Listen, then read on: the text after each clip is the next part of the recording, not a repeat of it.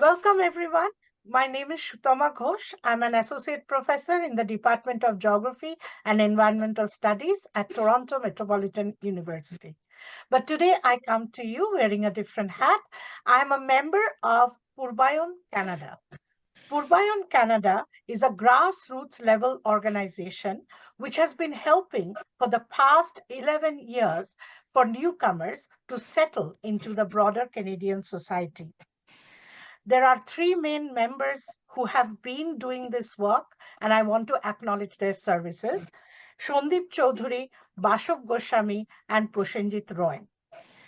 Today, I am very fortunate that I have four very accomplished women who have who originally came from India and have trained here in Canada and in the social sciences and in languages, and are now professional and in managerial jobs.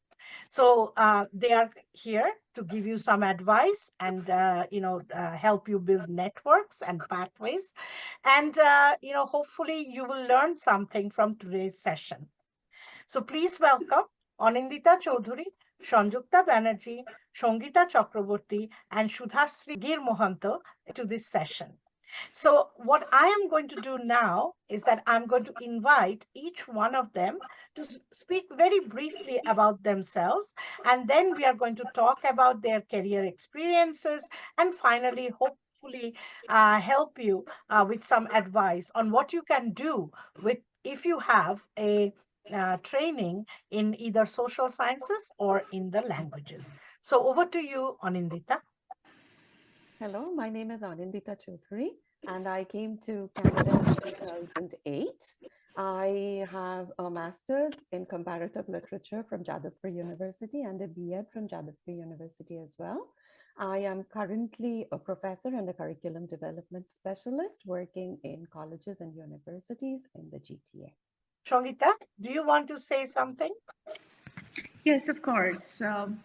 Good morning to everyone, and my heartiest congratulations to whoever has come and settled in this country. My name is Sangeeta Chakraborty, and I arrived in Canada in 2010 with a master's in international relations from JNU and a degree in mass communications from New Delhi, from the Center of Mass Communication. Currently, I thrive in the city of Toronto as a banker, working in out of one of the five major banks which are located in GTA. Thank you, Shongita. Over to you, Sanjukta. Hello, I'm Sanjukta Banerjee. And as my other previous friends have mentioned, that we all arrived from India, Kolkata, and I arrived in Toronto in 2012 with a master's in English literature from Calcutta University. And before my arrival to Toronto, Canada, I was a classically trained dancer back in India, pursuing my profession. And currently, I'm a cultural entrepreneur, a self-employed artistic director and founder member of my dance academy, which runs through multiple locations in GTA. Thank you, Sanjukta. How about Sudhasree? Thank you, Shrutamadi. Hello, everyone. I am Sudhasree Girmahanto. Before introducing myself, I would like to thank Purbayan and Shrutamadi specially for organizing this event. I would appreciate as a newcomer to listen to this kind of conversation. So I came to Toronto, Canada in 2020. I hold an MA in Bengali language and literature from Rabindra Bharati University and a Bachelor of Education from University of Calcutta. I'm currently pursuing a PhD in language and literacy education at OSE, University of Toronto. I'm hoping to work as a tenure track professor after completing my degree. Thank you so much. Thank you all.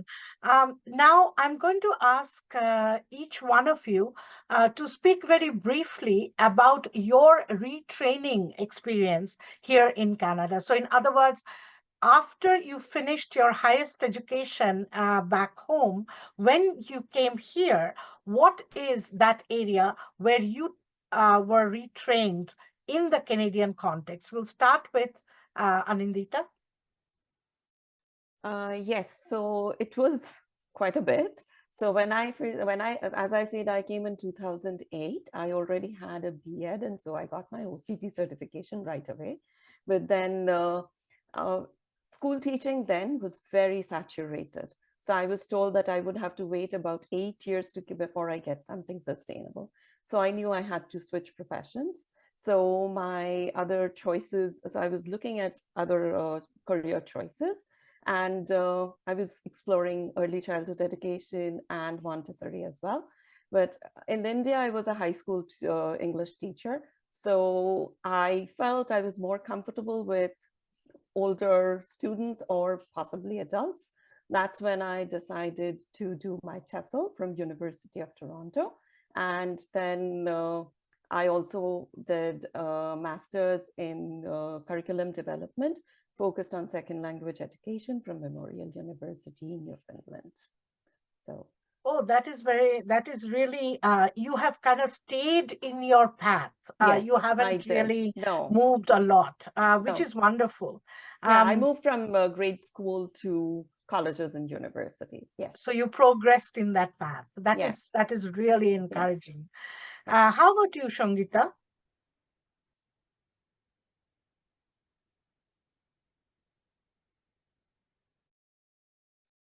Shambhita, I think you're on mute. Oh, okay. Okay, sorry about that. So yeah, unlike Anindita, I have undergone quite a bit of shift in my career. In 2010, when I moved to Canada, prior to that, I was working as a program coordinator in British Council, which is a unit of Deputy High Commission in Chennai. But once I came over here, I was trying to connect with them so that I could continue my role that I used to have in India. But then the nearest location for British Council was in Ottawa, while I was located in Toronto. So that did not work out. So then I tried out the banking. That was my major focus. For banking, the most important thing I realized is your communication skill. And I also had some prior banking experiences back in country, while I have worked in some of the largest private sector banks like Standard Chartered, ICICI Bank in India. So that definitely helped me. And that is the reason I took up this decision to focus my career options mostly on banking. So once I got into CIBC Bank, which is my current employer, so I underwent a lot of intensive training and certification. The most important one that I have taken up are the IFIC examinations and the CSE exams, which are Canadian certifications for gaining license in insurance policies and mutual funds. But apart from that, as a functional consultant, several compliance courses that I have to take up. Right now, my current role is in the fraud detection department of the bank, for which I had to take up a lot of AML, that is anti-money laundering, government-guided compliance certifications. Fantastic. Okay, so this is really interesting that a person from language training can not only become a professor like Anindita, but can also become a banker. This is wonderful. Let's move on to Sanjukta Banerjee and ask her about her retraining here in Canada and then subsequently the path she chose. Sanjukta, over to you. Thank you, Shudhamati. First of all, it's a unique experience to share your journey in terms of your career opportunity. And it's a great platform where you get to talk about your personal journey and challenges. When I arrived in Toronto back in 2012, I arrived on spouse visa. It was a dependent visa. And at that point of time, it was an easy shift into the work permit, which I think it took us about a couple of months to get qualified for the work permit. During those times, because I had a full career back in India in terms of pursuing Indian classical dance, I got to work a lot with the Indian diaspora here in GT. And that is how I started networking as well as generating work for myself in terms of the skill level that I arrived with. Though I had a master's in English literature from Calcutta University, I was more focused at that point of time with my artistic skill level that I arrived with. And in terms of the cultural exchange and training that was, asked for from the new generation actually helped me establish a dance academy here. And it grew over the period of time. It's not very long, 2012, and it's 2024. But I'm very, very humbled and honored to share that it has been a wonderful, seamless journey, I should say, because of the community involvement and the intense urge among new generations to inculcate the cultural practices that I came with, skilled. Apart from that, with the networking and exchange of performance opportunities here in GTA, I learned about the academic opportunities in dance, something that I always intended to pursue back in India. And it was wonderful to get introduced to the dance department at York University here in Toronto. And I was invited to apply for the master's program where I got a full scholarship to support me financially at that point of time. And eventually I enrolled myself in the doctoral studies, did my PhD from here with full support of the dance department, pursuing Indian classical dance as my research topic. So that's a lot of growing as a dancer, also for myself, not only as a practitioner, a performer, a choreographer, but also from the academic perspective of dance. And I also had opportunities of offering courses at York University during my PhD level, to introduce the concept of Indian classical dance to the department, as well as from students from other departments who enrolled for the courses, along with offering courses at Sheridan. But there I would say, there is the challenge that sets in where it's difficult to bring in Indian classical dance as a subject within the academic faculty of world dance forms. So that is what I'm negotiating still now, and hope I will figure out more, opportunities and positive ways to share the information and the skill that I come from. Yeah, this is wonderful. Of course, Sanjukta Banerjee, as many of us in our community knows, is a celebrity and was a celebrity while she was there, and she's still very much a celebrity, a huge fan pages and all that. But I definitely think that people who come with a dance background, they may not be excelling as you have because of your training, your background, your previous experience, but I still think that you can be their aspiration, in the sense that they know that even if they have English language training, but dance is an important part of themselves, they can still do something else in life. So thank you. Hold that note. We will, and your thoughts about the challenges were very interesting. We'll get to that. But let us just get Shudhasri Gir Mohanto to speak a little bit about her retraining here in Canada. Shudhasri, I'm very excited that you come from a Bengali literature background. And so tell us a little bit about yourself. Thank you, Shrutamadi, for the question. So I would say like my answer would be a little bit different since I decided to come to Canada because I got accepted to the PhD program as a full-time funded student. So I am kind of currently going through the training or retraining program, I would say. I'm getting to know the Canadian society, the Canadian education system, what are the job opportunities that are available after completing my degree. But I would like to talk a little bit about my retraining in North American context, So I used to teach in Don Bosco School, Kolkata. But after getting married, my husband was a master student in USA. So I followed him. I went to the USA with him. And there I decided to pursue my second master's, and I chose education, urban education, because when I was doing my, bachelor's of education, I got interested in the subject. I thought of like learning more about education, what is going on here in North America, for example. So I did my master's there. I was a part-time student because my visa did not allow me to go full-time.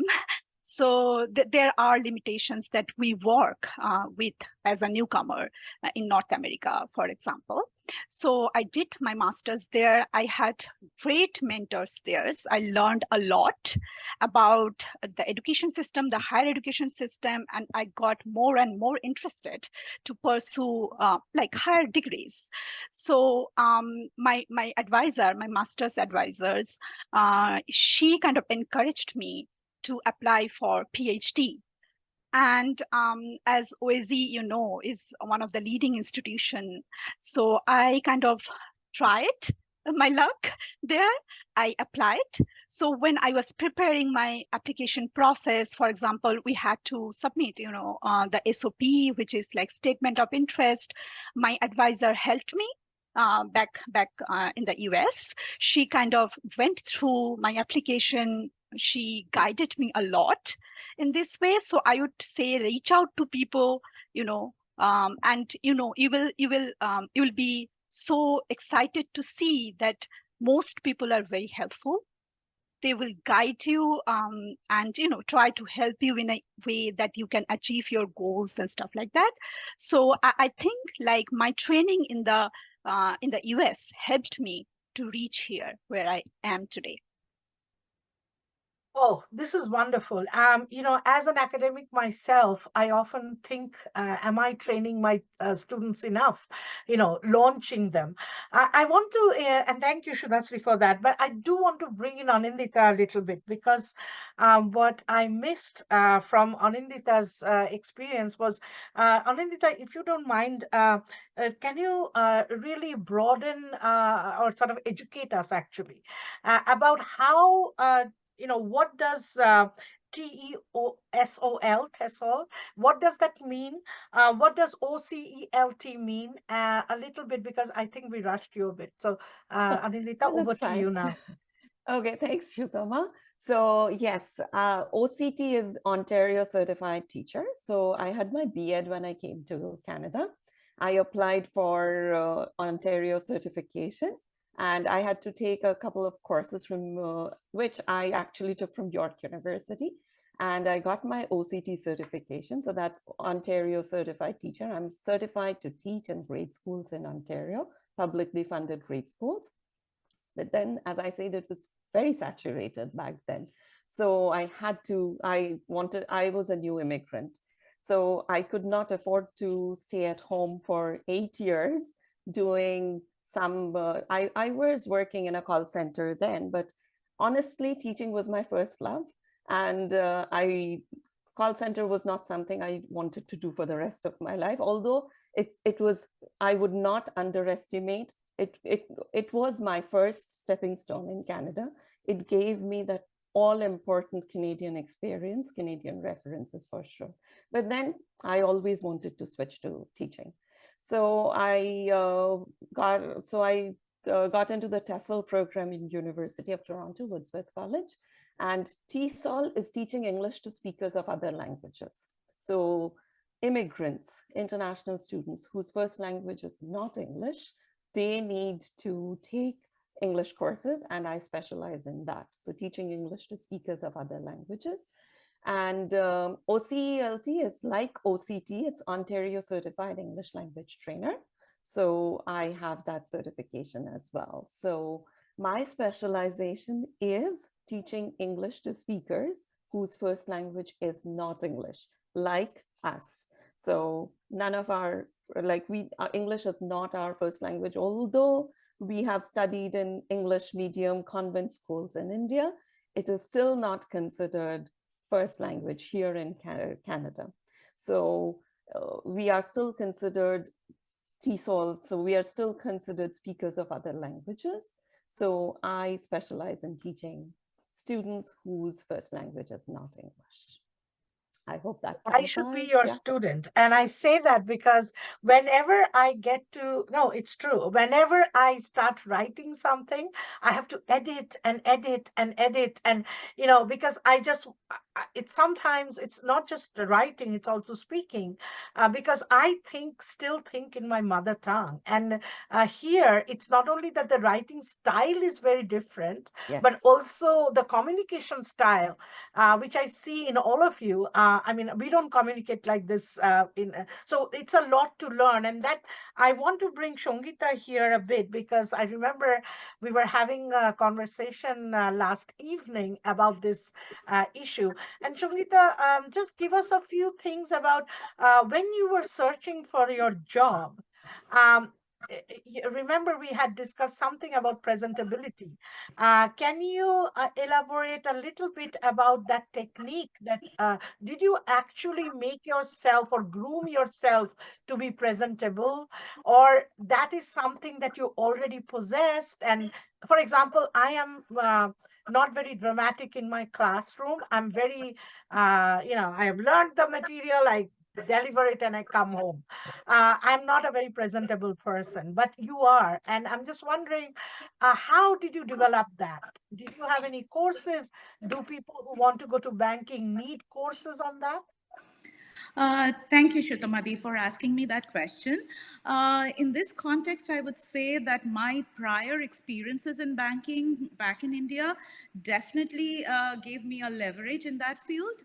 When I was trying to reach out to the banking sector in Canada, I was applying mostly into their individual bank websites. So when I got an interview call from the bank, the most important thing they look into it is that if you are invited for an interview for a client facing role, then you need to have quite frivolousness, quite fluency in the language, in English language. So it mostly is your communication skill and your interpersonal skill.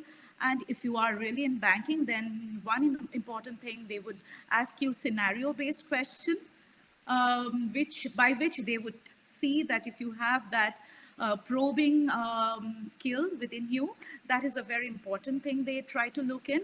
So yeah, most importantly, they would see that how you are able to read a person's mindset, because the situation in everybody's life is ever evolving. And banking is very integral to every individual's life. So you are supposed to have a very good communication skill by which you can articulate, you can imbibe, and you can read the person's mindset and their requirements. So to be very honest, when I got into banking, it was mostly my past experiences and my presentability, my communication skills, my interpersonal skills. They were tested, and later on when I got into the bank, they would train you thoroughly with very close proximity with your leaders, your seniors. You would be given opportunity to job shadow enough, and you can see that how they interact with different people in different situations. Yes, so banking is pretty much very ever changing, ever evolving situation every particular juncture. So depending on the situation, you have to present yourself, and that is what I have learned so far, having almost like 10 years of my journey in the bank. So basically, what you're saying is that you learn in the job. But for Sanjukta, I'm just thinking, um, well, I know from speaking to you earlier that you did have a very flourishing school, dance school, back home. Did that in any way sort of gave you a bit of training when you came to Canada to start your own endeavor? And if you can, if you are comfortable with it, tell us a little bit about your job search process and then how you came up with the idea of starting your own academy. Over to you, Sanjukta. Thank you, Shutamadi. This is a very important question. And um, for a person where I can call myself a dancer coming from India, and I see so many other artists who are immigrating to North America, not only to Canada, but to North America. And I have had certain discussions and forums where we share and exchange our challenges, because this is a field where you are switching in and out of multiple roles. You are just not the dancer. You are creating a space for newcomers to come, and new, young, middle-aged people of different multiple age groups to come and share the practice or learn from it and enjoy it. So I tell it, I call it like this: it is not only a stress reliever, but it is also a stress suppressor. Because for me, I have to switch from multiple roles to make sure the people who are coming to learn from my academy really goes back with a positive feel of it. Not only physical well-being, but also mental health and stress relief, and also at the end of the day to enjoy yourself doing and practicing an art form. But it is not an easy job to start off with, for sure, because as you mentioned, I had an established academy back in Kolkata, and because of marital ties, I moved out. First, I came to US, and the visa didn't allow me to pursue my job because I was on H1. My husband was on H1B, and so I was on H4.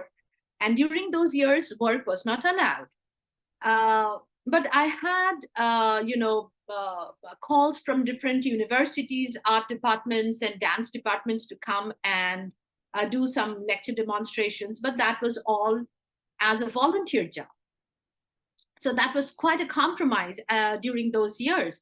And then eventually we moved to Toronto in 2012, where I had the eligibility to work.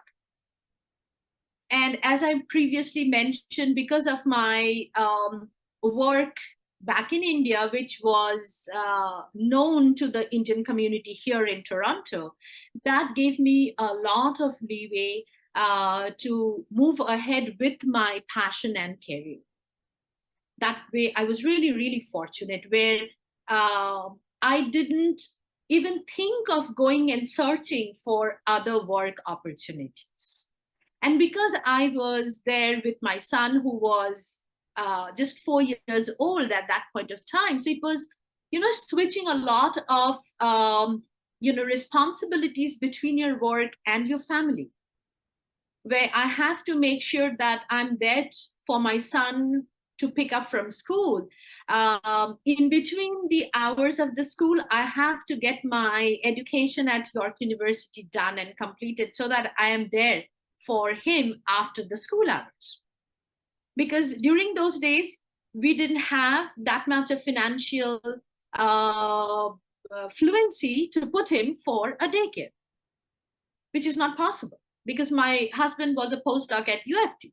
So, and I was on full scholarship with the York University. So those things that you're juggling in between your life and your career, and yet you don't want to give up your passion. So my whole, idea of establishing another academy over here in Toronto was initiated and boosted by the interest of the community people. It was not all my ideas that flourished. It was the community support that made me help establish the academy. and move forward with it.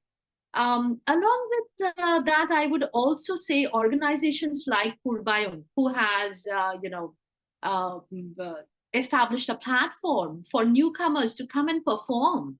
The opportunities that many other similar organizations here in GTA are generating these platforms for the newcomers to come and perform, also for the young generations to try out their artistic skills. So that's a wonderful environment that we are thriving in, and we are fortunate to have that in GTA. It's not everywhere in North American cities that you can really avail of that. Yeah, thank you for that brilliant answer. I mean, honestly speaking, what you raised are a number of issues which I'd like to quickly follow in the next round. I think, first of all, I'll just summarize it quickly, is that Sanjukta talks about the challenges that she faced as a mother. I'm quickly going to tell you a little bit, is that when I actually came as a single international student, and I kind of deferred my motherhood until I finished my PhD. So I became a mother at 40, which is pretty tough. Shudhasri, I will bring you in here. I know, and congratulations that you're a new mommy. Tell us a little bit about what planning did you do? I know that you're actually in the field collecting data at this point in time. What did you do so that you are supported by your family so that you can continue in your academic endeavor? I mean, I am so proud of you. Would you like to share a little bit? Oh my God, you are making me emotional, Shudhamati. Okay, thank you so much for the question. And I know, like, I think first of all, you mothers who are kind of taking care of your child and also like going ahead with your dreams, with your career, you inspire me a lot. And secondly, I would say my community here in Toronto, as Shangjukta ji just said, which is, I don't know, like I have no words to thank the community. I have a friend here, and her mom, she helped me a lot with the baby. And you know, I have a three months old at home, and also my family. My mom came here despite of having difficulties back home. She helped me with my baby and like related stuff, right? My mother-in-law is here with us. She's old, but she's kind of trying a lot to help us. My husband is so supportive. Like I cannot thank him enough. So I have a ecosystem around me, you know. So I am alone, no one, nobody. So, and also in my community, you were talking about collecting data, Shutomadi. So since you already know that I have background in Bangla language and literature, I never want to like leave my background and be someone else who I'm not. So I'm kind of like clinging on to my background, and I'm doing my research related to Bangla language and culture here in Toronto. So my community is supporting me a lot again to collect data, you know, to let them let me in at their spaces and collect data with them, their children. So I'm super blessed. I would say I am not doing that alone. And also, lastly, but not least, my baby. He is such a charm. I don't know, like how mature a 3 months old could be. Like he already knows that his mom is a working woman or going to be a working woman. He's so supportive. He sleeps, eats, and I don't know, like I sometimes like think That's like he's a wonderful.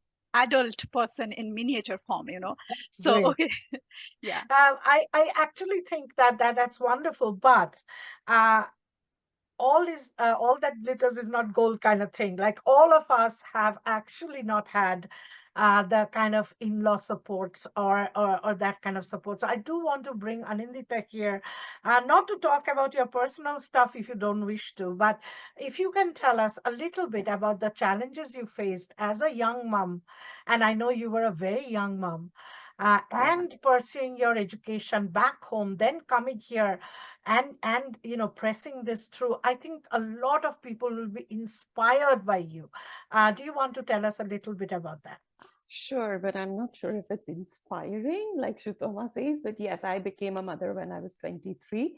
I was still doing my master's. So, in fact, I could not write my master's because I was heavily pregnant and my doctor wouldn't let me sit for 4 hours to write the paper. So, I had to defer my master's in India by a year, my final exams. So, my son was 1 year when the day I completed my master's, it was my son's first birthday. So, yes, I was pretty young. And then I did my B.Ed there when my son was in grade 1. But back then in India, I had my mother and sister to look after my child. Here, when we came, my son was just about 9 years. And it was a new place for me. And I would say it was a huge challenge for him as well. So as a 9-year-old who has never lived outside or never had to live with strangers, he was always surrounded by family. So for him, it was a huge challenge. So I had to take care of that too. So I remember that when I was working in a call center and I was studying in the evenings in U of T, so I dropped him at school at 9 o'clock. And then I went to my work at the call center. I came home, picked him up from school. He used to walk home. He was 9, so he could walk home. I came home for 15 minutes to prepare some instant noodles for him. And then I just informed my neighbors that he is home. And my neighbors say, don't worry, we'll take care of him. And I used to leave to go to U of T, St. George campus. And I remember 11 o'clock, my husband used to go to pick me up from Islington station. So he had to wrap the sleeping child into the car, drive to Islington, pick me up, come back, and put that sleeping child back on bed, never knowing that he had been to Islington to pick me up. So those days were very tough. So it was a lot of work for me. So new place, new house, new job, new country with no support at all. So it was those days were very difficult. But as you said, it takes a village to raise a child. So I'm so thankful to my community. I had friends here who are still my friends, more of family now. So I could leave my son with them whenever I needed. Plus, I had my neighbors who were not Bengali or Indian, but they were so helpful with my child. They still, when I visit them, they still hug my son as if he is their son. So I wouldn't say that only look at your community. I'm sure our community is very helpful, as Shudhasri mentioned, but treat your immediate neighbors as your family as well. Talk with them. They might be of help Thank you for too. this one. Yeah. Yeah, this is So such an important piece. I think what you really, sorry for interrupting you. Actually, I got no. excited. What you said is that how you have to when you come to Canada, you have to think of your family beyond the boundaries of your family and Absolutely. outside. I'd like to put Shongita again back to the spot. Shongita, do you want to tell us a little bit because I know that you are here and eventually your brother and his wife and your family, your parents are also here. But I know that that puts an additional pressure because now that the parents are getting older, you are sort of stretched in various directions as a mother, as a daughter, as a daughter-in-law, as a wife. Do you want to tell us a little bit, if you're comfortable, about the challenges and how you manage your work life and your personal life? Yes, of course, Shutamadi.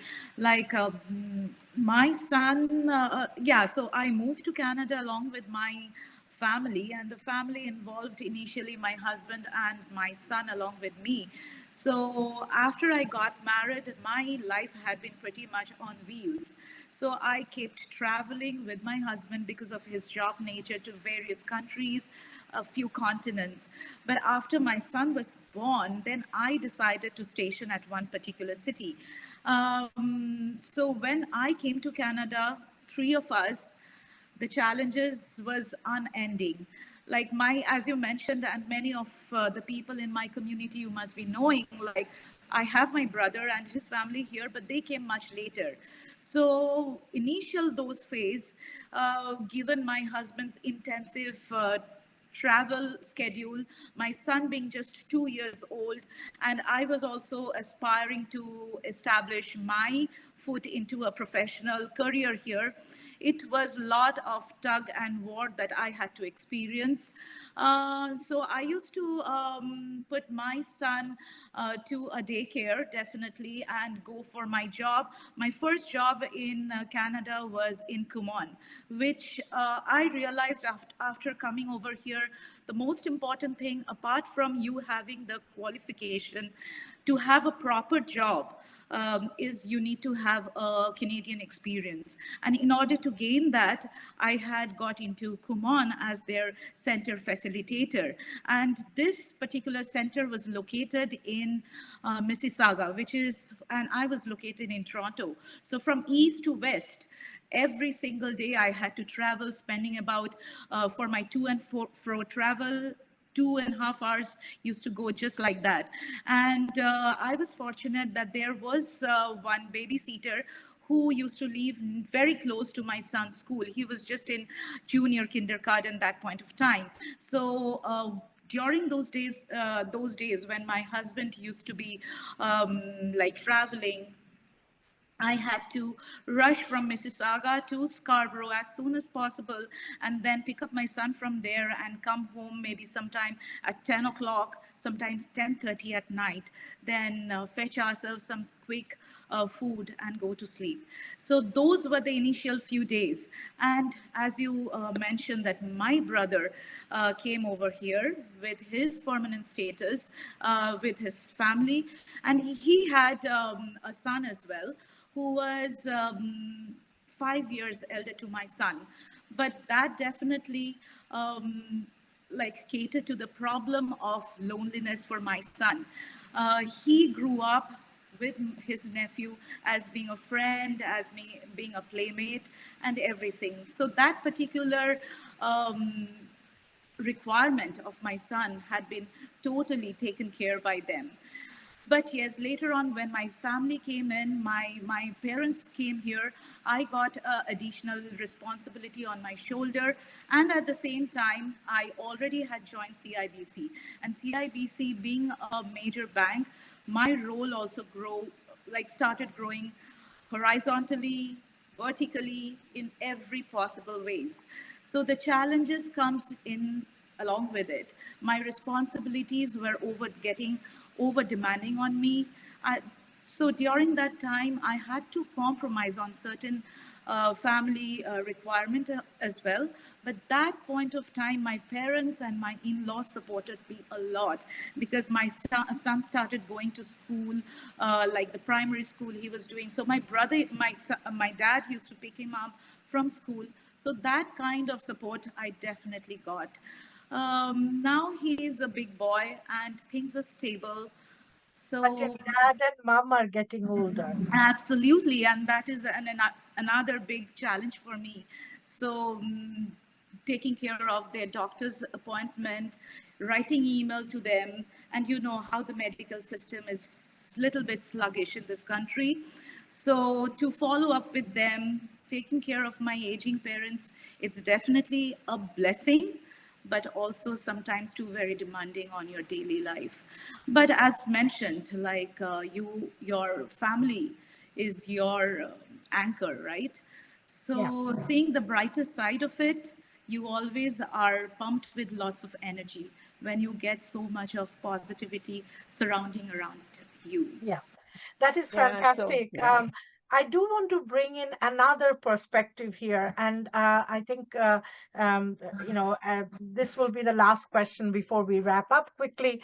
I do want to bring in Shanjukta, because again, unlike ourselves, all of us kind of have our husbands with us, living here in the country, in the city. Shanjukta's husband, for a little bit of time, has been away, and she has been managing alone to some extent, her child, her newly formed business, and her own education. I remember her writing her PhD during COVID-19 all alone here. So I do want people to understand that it doesn't matter who you are, the challenges you face, each one of you is unique. So Shanjukta, can you briefly, if you're comfortable, tell us a little bit about your challenges doing everything alone? And yes, of course, community is with you, but we are not there with you every day. So I'd like you to say the reality. Absolutely. It was again a job-oriented decision that my husband got a better opportunity in US and he moved for his work.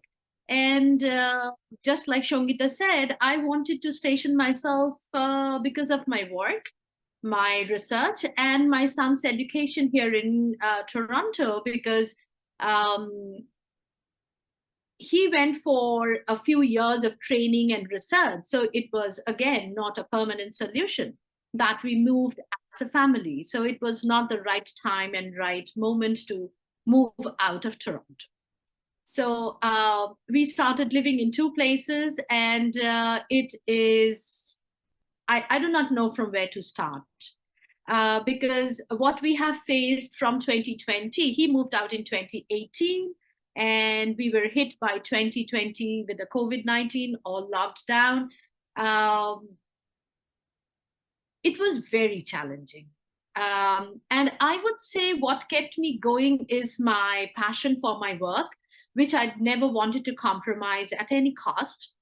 And also the responsibilities of, taking care of the family, making sure that my husband is cooking his right kind of food that he is going to eat by himself, and also taking care back home of my parents who are aging. So you are basically divided between three places at the same point of time. And during those days, as you mentioned, as you know very dearly, that I was doing my data collection as well as writing my chapters. So I always feel that COVID came as a blessing to me, that I had that forced time of seclusion where I could find that time to sit back and write. And I used to work from, my working hours were very meticulously divided. I would say it's more of time management that helped me pull through my classes, take care of my son and my family, as well as do my research studies and do the interviews online and get the writing done. So it was mainly it's a matter of time management and focus. And this is something that I tell my students all the time. If you're dedicated and devoted to something, you will definitely reach the goal. So I feel that is the key to my, trying to manage through, along with, of course, the extended family that I would say. It's not the community and the friends. I depend on my community and friends, like my extended family, who are there just a phone call away to support me at any requirement, actually. Okay, thank you for that. Okay, now now we are almost at the last segment of our session today. Shutama, before, I'm sorry, I just interrupted. Yes, go ahead, But just as mothers, like, or women, I just realized that it's never easy. So we think that we are all like superhumans at points. Yeah, all Durgas. Yes, all Durgas, exactly. Yeah. So yeah, and the thing is, like Shudha said, like her 3-month-old baby is like an adult. Yeah. Eventually things fall in place. So my son's 24. So I I was can just tell going you, to ask you about that. Yes. Yeah, my son's 24 now. So 3 months or 24 months, a mother's responsibility never ends. So we all have to kind of juggle, and eventually we specialize at that as women, for sure. Yeah. I think while we are at it, I do want to bring in Shamriddha Chaudhary, who's Anindita Chaudhary's son. Anindita, do you want to tell people a little bit about how, as a young boy, he was always helping out, and what is he doing Always, today? always. It's Tell us so a little bit. difficult. He was always a good child because he had always seen his mother working. In India, we had mat leave for 3 months. So 1 month before delivery, 2 months after delivery. So he was born on July 28th, and I went back to work on October 1st. So he always knew that mom was a working woman, and he kind of gotten used to it. So it was so easy when we came to Canada. He knew that ma will not be home. So he always grew up to be a very independent child. And on this note, it's not only my son, we are superhumans because of our husbands as well. So all of us. So I know Shongita's husband, Shanjukta's husband, I've met briefly. Shutama's husband, I know very well. Shudhastri, I'm still yet to meet your husband. But we are so thankful for our husbands as well. They are there always to support us. And that's so important in this context, our Yes. family.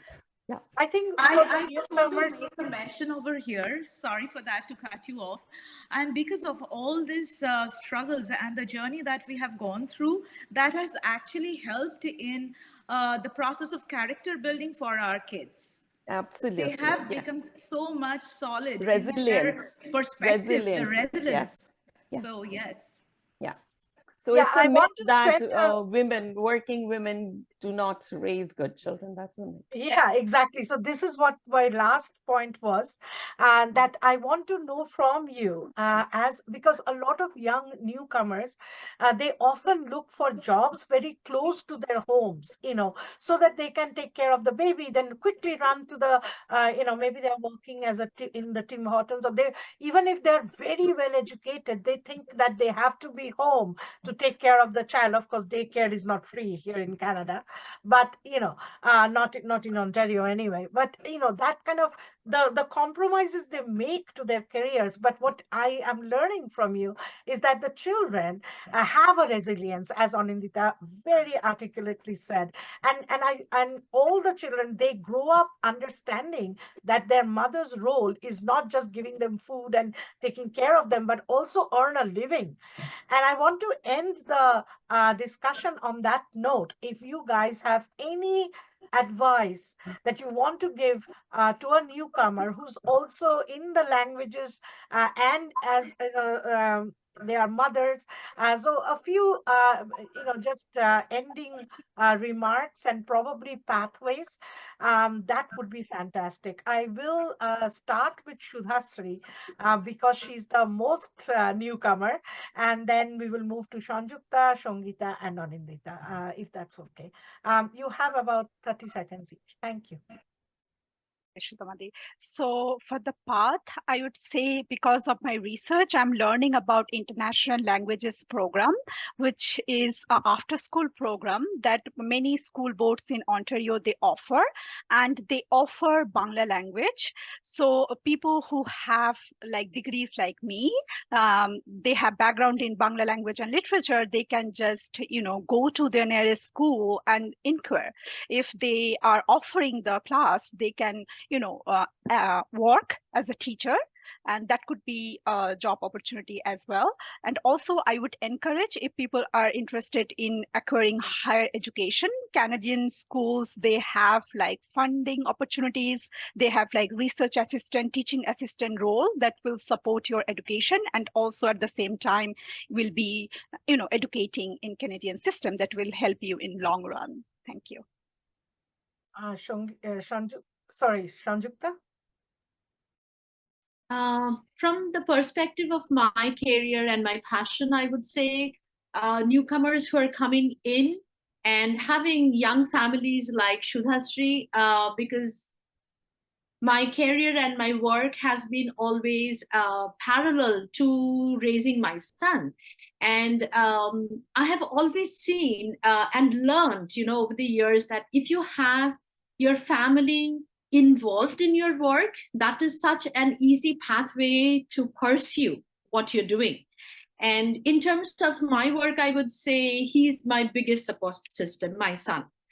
He's not only a support system at home, helping and supporting me with my work, but also in professional platforms. He's the biggest support system.